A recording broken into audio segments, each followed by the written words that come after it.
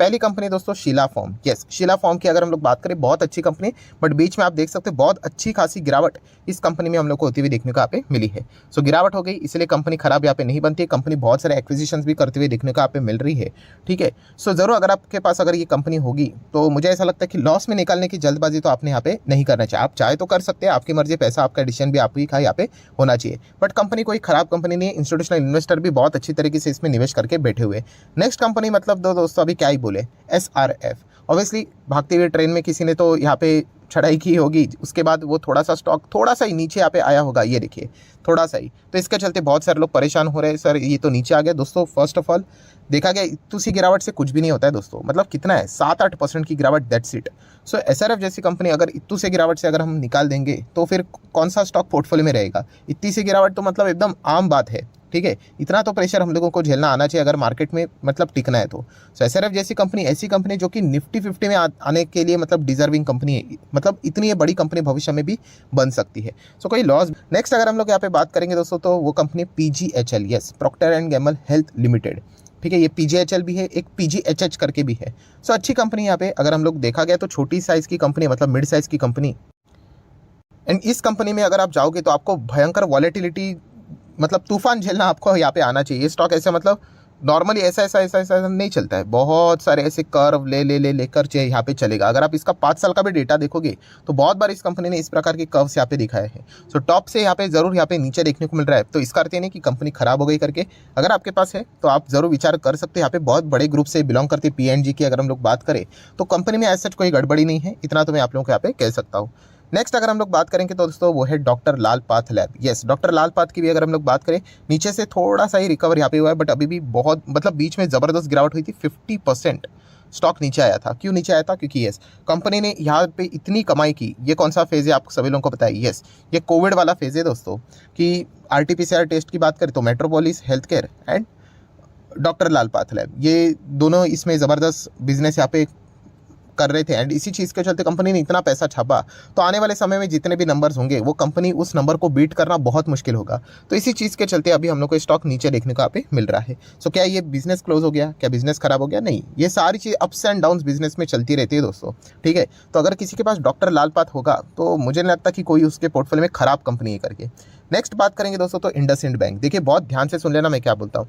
IndusInd bank फिलहाल तो मेरे पास नहीं है। ठीक है, मैं बैंकिंग में हमेशा आप लोगों को पता ही है जो 5 स्टॉक आपको बताता हूँ, मतलब HDFC, Kotak, ICICI, AU small finance bank and अगर किसी को जाना ही है सरकारी बैंक में तो स्टेट बैंक ऑफ इंडिया। ठीक है, अगर कोई और एक्स्ट्रा अगर किसी को जाना ही है तो फेडरल बैंक को भी चाहो तो थोड़ा बहुत स्टडी कर सकते हो। अभी IDFC को भी हम लोग जरूर ट्रैक करेंगे क्योंकि थोड़ा बहुत अच्छा परफॉर्मेंस दे रहा है, रिजल्ट का इंतजार है।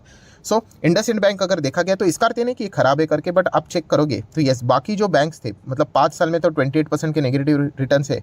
बाकी बैंक्स आप देख सकते हैं यहाँ पे जहाँ से ये गिरा था, मतलब अगर मैं पैरामीटर आपके सामने रख दूँ तो ये जो 2018 के बाद ये गिरावट देखने को मिला, उसके बाद ये जो कोविड का सीजन आया उसके चलते तो पूरी इसकी कमर ही तोड़ दी। ठीक है, तो उसके बाद अभी तक वो कमबैक होते हुए देखने को नहीं मिला है। सो खास करके अगर मैं बात करूँ ना, इस बैंक का जो फोकस है वो किधर होता है? होलसेल बैंकिंग की ओर आप लोगों को ज़्यादा चीज़ें देखने को मिलेगी। ठीक है, रियल एस्टेट में भी चीज़ें आप लोगों को ज़्यादा देखने को मिलेगी। सो फिलहाल का जो सिचुएशन, मतलब ऐसा नहीं होता है। मैं देखता हूँ कि एक बिगनर होता है, वो क्या करता है कि चलो आज बहुत टाइम तक नहीं चलाना, स्टॉक को निकाल देता हूँ। ऐसा नहीं होता। आपको बिजनेस अगर समझ में नहीं आया तो आप कभी भी इसको निकाल दोगे। तो फिलहाल का जो सिचुएशन है, अभी रेट कट की साइकिल्स अगर स्टार्ट हो जाएगी तो इंडसइंड बैंक जैसी कंपनी अच्छा यहाँ पे बिजनेस कर सकती है, तो इस हिसाब से आप उनको फोकस में यहाँ पे रख सकते हो। बाकी बैंक्स क्यों आगे निकल गए? क्योंकि वो रिटेल की ओर ज़्यादा फोकस रखते हैं। HDFC, ICICI, IDFC की बात करें तो ठीक है, इसकी अगर हम बात करें तो होलसेल के और ज़्यादा हम लोगों को थोड़ा सा और फोकस देखने को यहाँ पे मिल रहा है। तो इसी चीज़ के चलते अभी हम कह सकते हैं इनका पीरियड अभी फिलहाल हम लोग को आते हुए देखने को मिल जाएगा, तो अच्छा खासा बिजनेस यहाँ पे कर सकते हैं। तो नेक्स्ट बात करेंगे गोदरेज प्रॉपर्टीज। ऑब्वियसली ज़बरदस्त गिरावट इसमें भी हम लोग को टॉप लेवल से देखने को मिली थी। रीज़न बहुत ही सिंपल है दोस्तों, 2 चीज़ें उन्होंने अनाउंस की थी इसके पहले। तो एक तो था DB रियलिटी के साथ पार्टनरशिप करना, जो कि आपको पता ही है बहुत सारे विवादों में फंसी हुई कंपनी है। एंड सेकेंड, रीडेवलपमेंट के प्रोजेक्ट्स के लिए हरी झंडी देना। तो इस चीज़ के चलते 2 अनाउंसमेंट हुए थे, उसके बाद ज़बरदस्त गिरावट देखने को यहाँ पे मिली थी। तो रीडेवलपमेंट प्रोजेक्ट में क्या हो जाता है कि हाँ, आपको जो रिटर्न्स मिलते हैं वो कंपैरेटिवली हम लोग को कम देखने को यहाँ पे मिल जाते हैं। तो इसके चलते इन्वेस्टर थोड़े बहुत नाराज होते हुए देखने को मिलते हैं, बट बाद में उन्होंने इन फैसले को क्या कर दिया था? रिवर्स यहाँ पे कर दिया था। तो थोड़ा बहुत अभी हम लोग को रिकवरी देखने को मिल चुकी है। गोदरेज प्रॉपर्टी कोई खराब कंपनी नहीं है, अच्छी कंपनी। गोदरेज ग्रुप तो आपको पता है बहुत पुराना ग्रुप है, बट येस इतना कह सकता हूँ अगर किसी के पास ये कंपनी है, अगर किसी ने रियल एस्टेट में पैसा लगाई होगा गोदरेज प्रॉपर्टीज़ में, एंड अगर आज वो लॉस में बैठा होगा तो मैं अगर आपकी जगह पे होता तो ऑब्वियसली मैं कोई इसको लॉस में तो नहीं निकालता। हाँ, पेन ज़रूर यहाँ पे आप झेल सकते हो। सो देख लेना इतना वक्त आप दे सकते हो कि नहीं। फिलहाल तो अभी हम वापस वही कहना चाहूँगा कि रेट कट की साइकिल स्टार्ट हो जाएगी तो रियल एस्टेट वाली जैसी कंपनियां हमें अच्छा थोड़ा बहुत परफॉर्मेंस देती हुई देखने को मिल सकती है, क्योंकि इनके करेंगे दोस्तों तो सोना कॉमस्टार, यस, ये भी जो कंपनी ऑटो एंसिलर वाली, ये जो जस्ट अभी अभी इनकी शुरुआत हुई थी। सो जब आईपीओ आया था उसके बाद ज़बरदस्त बुल रन देखने को मिला, उसके बाद ज़बरदस्त गिरावट, तो ये तो जस्ट अभी बिगनिंग वाला ये स्टॉक है, ठीक है। तो ख़राब नहीं है कंपनी, डेफिनेटली अच्छी कंपनी है, हम लोग यहाँ पे कह सकते हैं। तो अगर किसी के पास होगा तो कोई जल्दबाजी करने की ज़रूरत नहीं, मतलब जस्ट इनका चैप्टर अभी अभी शुरू हुआ है, ठीक है। थोड़ा सा यहाँ पे नीचे चला गया तो मतलब वो नहीं कि कंपनी ख़राब हो गई करके।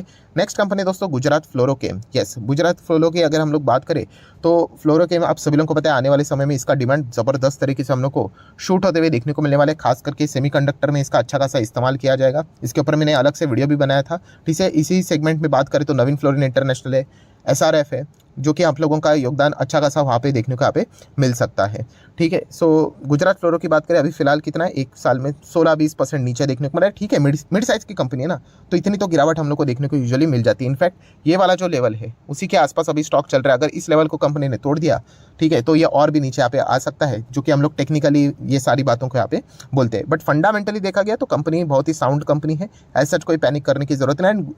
जो बिजनेस मॉडल भी है इनका वो भी अगर देखा गया तो फ्यूचर ओरिएंटेड ही हम लोग को देखने को मिल रहा है। सो है अगर आपके पास तो कि पैनिक में बेचने की जरूरत नहीं है, इतना तो मैं आपको कह सकता हूँ। नेक्स्ट कंपनी है जुबिलेंट फूडवर्क। सो डोमिनोज पिज़्ज़ा की बात करें, QSR की बात करें तो उसमें फिलहाल ये नंबर 1 पोजीशन पे काम करते हुए देखने को मिल रही है। अगर आपके पास ये भी कंपनी होगी, कॉर्पोरेट एक्शन भी हम लोग को होते हुए देखने को मिला था, ठीक है। सो लॉस में निकालने की तो कोई जरूरत नहीं, इतना तो मैं कह सकता हूँ, इतनी तो बढ़िया कंपनी है। नेक्स्ट अगर हम लोग बात करेंगे, यस, HDFC लाइफ इंश्योरेंस। सो HDFC लाइफ भी एक ऐसी कंपनी है दोस्तों, मतलब मैं कुछ कंपनियां ऐसा हमेशा बोलता था कि 1000 के ऊपर जरूर जाएंगे, उसमें से ICICI बैंक जरूर चला गया। HDFC लाइफ से रिलेटेड भी मैं बाद में बोलता था, बट बीच में अगर देखा गया तो बहुत सारे हादसे हम लोग को इन स्टॉक्स के होते हुए देखने को मिले। कोई इंटरनल हादसा नहीं हुआ, आज भी देखा गया तो ये नाम है ना, इसके चलते आपको डरने की जरूरत नहीं, HDFC, ठीक है। तो पैसा तो आप लोगों का जरूर यहाँ पे बन जाएगा, हाँ, बट बीच में जो सरप्राइजिंग फैक्टर हम लोग को देखने को मिला था, अगर मैं 1 साल का डेटा आपके सामने रख दूं तो ये फेब मंथ में आप देख सकते हो जोरदार क्रैश हुए थे HDFC जितने भी लाइफ इंश्योरेंस कंपनीज है। क्यों? यस, आपको याद होगा निर्मला सीतारमण जी ने बजट में एकदम ही सरप्राइजिंग फैक्टर यहाँ पे बोल दिया कि जो नया टैक्स रिजीम से रिलेटेड उन्होंने पॉइंट सामने रख दिए, एंड इसके चलते क्या हो जाएगा कि आपको ये जो डिडक्शन वाली जो चीज़ें आप लोग लेते हो 80C के अंदर, ठीक है, तो वो आप लोगों को मतलब वहाँ पे मतलब बोलते हैं ना उसकी ज़रूरत नहीं रहेगी करके। वैसे तो टेक्निकली देखा गया तो वो चीज़ें गलत होती है, टैक्स बेनिफिट्स के लिए वो चीज़ें नहीं, खुद के से मतलब लाइफ को प्रोटेक्ट करने के लिए वो चीज़ें लेनी होती है। सो इसी चीज़ के चलते हम लोग को अच्छा खासा झटका भी लगते हुए देखने को यहाँ पे मिला था, बट इसके चलते कोई कंपनियां बर्बाद नहीं होती है। हाँ, एक बात ज़रूर है, इसके चलते हमें ये नुकसान ज़रूर है, टाइम वैल्यू ऑफ मनी ये प्रॉपरली नहीं मिल रहा है। टाइम वैल्यू ऑफ मनी मतलब क्या होता है कि रिटर्न तो बन गए, बट यही पैसा अगर हम किसी और यहाँ पे रख देते, अच्छे स्टॉक में रख देते, तो वहाँ पे बेटर रिटर्न हम लोग निकाल सकते थे। तो देन बालकृष्णा इंडस्ट्री अगर है आपके पास, ऑफ रोड के जो टायर्स रहते हैं उसमें ये कंपनी बहुत अच्छा काम करती है, कोई पैनिक की जरूरत नहीं है। नेक्स्ट कंपनी दोस्तों वैभव ग्लोबल। यस, मैं वैभव ग्लोबल में देखता हूँ प्रॉब्लम यहाँ पे वही है कि ये कंपनी का पैटर्न बहुत सारे लोग मिस करते हैं। मतलब ये कंपनी ऐसा चलती है दोस्तों, लिटरली ऐसा चलेगी। मतलब क्या है कि 90% का करेक्शन यहाँ पे होता है। करेक्शन मतलब हाँ, उसको करेक्शन ही आप चाहो तो बोल सकते हो, अभी क्रैश क्या ही बोले, क्योंकि ये कंपनी ऐसा मतलब ये जो आप नज़ारा देख रहे हो ना, ये कोई आज की बात नहीं है। ये जो बुर्ज खलीफा है वो इसके पहले भी हम लोगों को देखने को यहाँ पे मिला था, 94% ये गिरता है। मैंने इसीलिए एक वीडियो भी बनाया था कि कभी भी आप किसी शेयर में जाते हो ना, एटलीस्ट उसका पास्ट का चार्ट पैटर्न थोड़ा सा देख लेना, आपको एक अंदाज़ा आ जाता है कि इन स्टॉक्स में क्या हो जाता है कि ज़बरदस्त यहाँ पे तेज़ी के लिए बाइंग हो जाती है, एंड उसके बाद ज़बरदस्त प्रॉफिट बुकिंग, इतनी प्रॉफिट बुकिंग होती है कि स्टॉक 70-80% क्रैश यहाँ पे हो जाता है। तो इसका अर्थ ये नहीं कि कंपनी फ्रॉड वाली है, गड़बड़ वाली। छोटी कंपनीज है ना, इनमें यही चीज़ें चलती रहती है, सर्किट के ऊपर सर्किट, इस प्रकार की चीज़ें चलती है। तो किसी ने ब्लाइंडली अगर निवेश यहाँ पे किया होगा, ठीक है, एंड अगर वो अटका होगा, तो मैं बस उतना ही कहना चाहूँगा इनको कि ये कंपनियाँ रिटर्न में भी मतलब जब भागती है तो वैसे ही रॉकेट की तरह भी भागती है। तो लॉस में बेचने की नौबत कब आती है? जब कंपनी का धंधा खराब हो जाता है। तो कंपनी का धंधा इतना कुछ खराब यहाँ पे नहीं हुआ है, ठीक है, थोड़ा बहुत पेन यहाँ पे हम लोग को जरूर देखने को यहाँ पे मिल सकता है, बट वापस इनका हम लोग को जो एक्सपोर्ट का जो धंधा है वो अच्छी तरीके से चलते हुए देखने को यहाँ पे मिल जाएगा। सो